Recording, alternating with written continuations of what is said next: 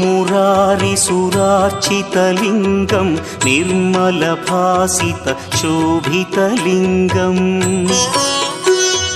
जन्मजदुःखविनाशकलिङ्गं तत्प्रणमामि सदा शिवलिङ्गम्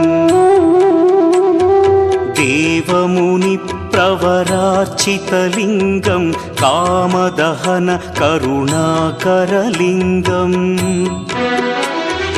रावणदर्पविनाशकलिङ्गं तत्प्रणमामि सदा शिवलिङ्गम्